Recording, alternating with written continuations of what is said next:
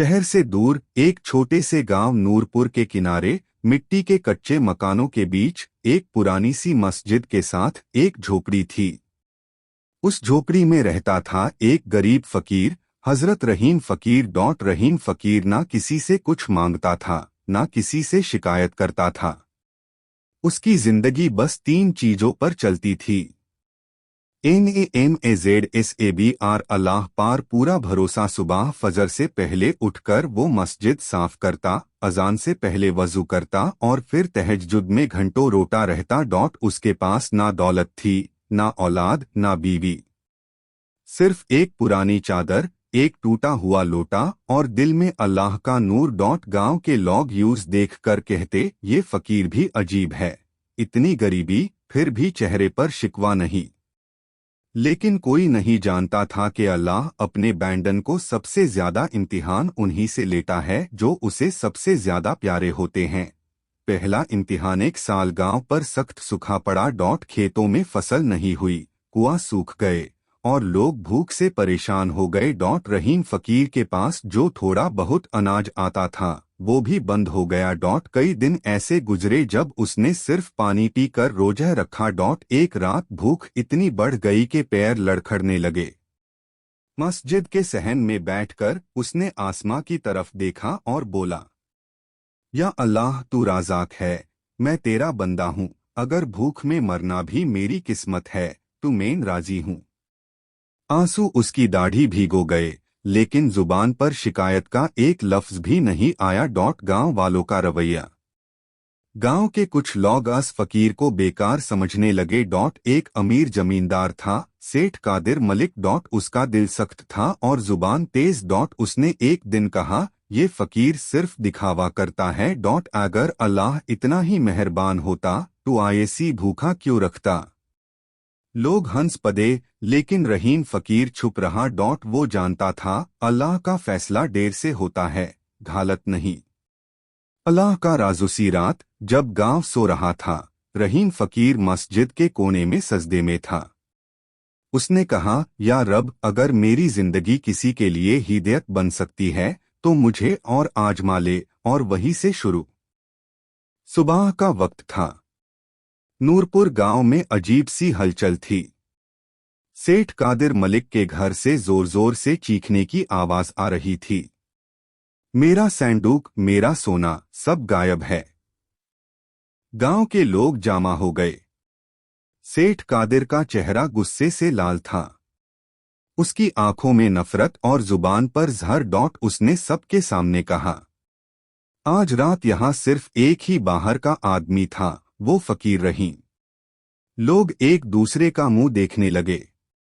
किसी के पास सबूत नहीं था, लेकिन गरीब हमेशा आसान निशाना होता है। फकीर पर इल्जाम। रहीम फकीर को मस्जिद से बुलाया गया। वो चुपचाप सर झुकाए भीड़ के बीच आ खड़ा हुआ। सेठ कादिर ने उंगली उठाकर कहा, तू ही चोर है, भूखा था इसलिए मेरे घर चोरी की। रहीम फकीर ने धीरे से कहा, मैं भूखा हूं लेकिन चोर नहीं हूं। लोग हंस पड़े। किसी ने कहा, भूखे को ईमान याद नहीं रहता। लेकिन रहीम फकीर की आंखों में आंसू थे, गुस्सा नहीं। उसने सिर्फ इतना कहा, अल्लाह सब जानता है, जालिम फैसला। गांव के बुजुर्गन ने बिना तहकीक के फैसला सुना दिया, फकीर को गांव छोड़ना होगा। ये सुनकर कुछ औरतन की आंखें भर आई, लेकिन कोई सेठ कादिर के खिलाफ बोलने की हिम्मत नहीं कर सका। रहीम फकीर ने ना कोई सफाई दी, ना बद्दुआ। उसने सिर्फ मस्जिद के दरवाजे को देखा, जहां उसने जिंदगी के सबसे हसीन लम्हे गुजारे थे। गांव से रुखसती वो अपनी पुरानी चादर उठाकर चल पड़ा। पैरों में छाले थे, पेट खाली था, दिल पर इल्जाम का बोझ। गांव के बाहर पहुंचकर उसने रुककर दुआ मांगी, या अल्लाह, अगर मैंने कुछ गलत किया हो तो मुझे माफ कर देना, और अगर मैं बेकसूर हूं तो तू ही सच ज़ाहिर कर देना। आसमान खामोश था, लेकिन अल्लाह की खामोशी भी एक फैसला होती है। जंगल की रात। रहीम फकीर रात को जंगल के किनारे बैठ गया। भूख और थकान से आंखें बोझल हो रही थी। उसी वक्त उसे याद आया, नबी ने फरमाया, अल्लाह सब्र करने वालों के साथ होता है। उसने आंखें बंद की और मुस्कुराते हुए कहा, या रब, अगर ये तेरा इम्तिहान है तो मैं कमजोर नहीं पड़ूंगा। और फिर उस रात अल्लाह ने एक ऐसा। अगली सुबह नूरपुर गांव में कुछ अजीब सा हुस्न था। सेठ कादिर मलिक अपने महल के अंदर बेचैन और गुस्से से भरा हुआ था। उसके दिल में शक और घम का तूफान था। चोर का असली चेहरा।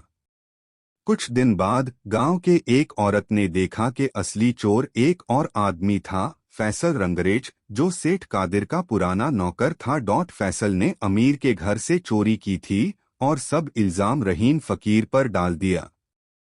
ये सच जैसे ही सेठ कादिर तक पहुंचा, उसके चेहरे का रंग उड़ गया। आंखों से शर्म के आंसू टपकने लगे। दिल पहले से भी भरी साबित हुआ। सेठ कादिर ने सोचा, मैंने एक बेकसूर को दर्द दिया, अल्लाह मुझे कैसे माफ करेगा। फकीर की दुआ का असर। उसी वक्त रहीम फकीर, जो जंगल में था, उसने मस्जिद के तरफ दुआ भेजी, या अल्लाह, सच ज़ाहिर कर दे, जिसे तू चाहता है वो समझ जाए, और जो घालत है उससे सबक मिले। और अल्लाह ने तुरंत किस्मत बादल दी। फैसल रंगरेज गिर गया और अपनी सजा भुगतने लगा। सेठ कादिर को असल सच्चाई समझ में आई। पूरा गांव जानता है अब कि फकीर ना सिर्फ बेकसूर है, बल्कि एक अल्लाह का प्यारा बंदा। गांव वालों का बदला हुआ नजरिया। सेठ कादिर मलिक ने खुद रहीम फकीर के पास जाके कहा, फकीर, मैंने तुम पर घालत इल्जाम लगाया। अल्लाह की रहमत से मैं समझ गया हूँ कि असली अमीर वो है जो सब्र और ईमान में अमीर हो। गांव के लोग भी सीख गए, जो इंसान सब्र और अल्लाह पार यकीन रखता है, उसके लिए मुश्किलें भी आसान हो जाती हैं। फकीर का नया सफर। रहीम फकीर वापस अपनी झोपड़ी आया, लेकिन अब उसकी जिंदगी पे पहले से भी रोशनी थी। लोग यूज इज्जत दीन लगे। गरीब और बीवासियों के लिए मदद का जरिया बन गया और सब्र और ईमान का पैगाम पूरे गांव में फैला। रहीम फकीर ने मस्जिद के दरवाजे पर खड़े होके दुआ की, या अल्लाह, तेरी रहमत से ही इंसान का ईमान मजबूत होता है। मुश्किलें भी तेरी तरफ से इम्तिहान है, और हर इम्तिहान के बाद तेरी रहमत नाजिल होती है।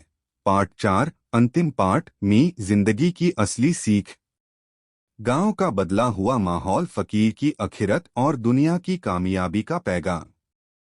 पूरे कहा, नूरपुर गांव में अब पहले से ज्यादा रोशनी थी। सेठ कादिर मलिक ने अपनी जिंदगी में पहली बार सच्चाई और इंसाफ का रास्ता चुना। गांव के लोग भी समझ गए थे कि गरीब फकीर की सब्र और अल्लाह पार यकीन का जवाब हमेशा मीठा होता है। जिंदगी की असली सीख।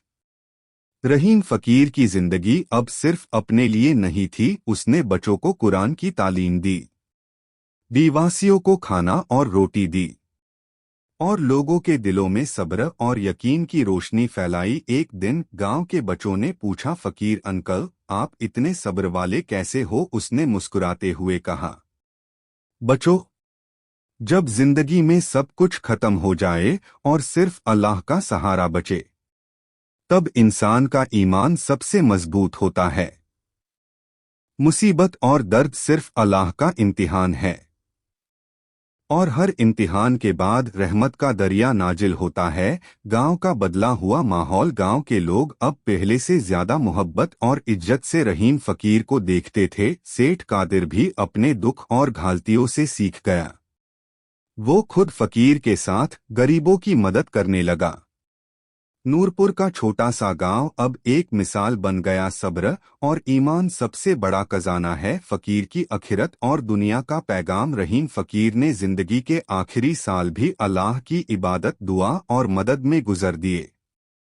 जब उसने दुनिया से रुखसत ली, गांव के लोग रो रहे थे, लेकिन उसकी जिंदगी की असल दौलत ये ईमान और सब्र का नूर, अल्लाह की रहमत और बरकत का साथ। लोगों के दिलों में पैगाम और सीख।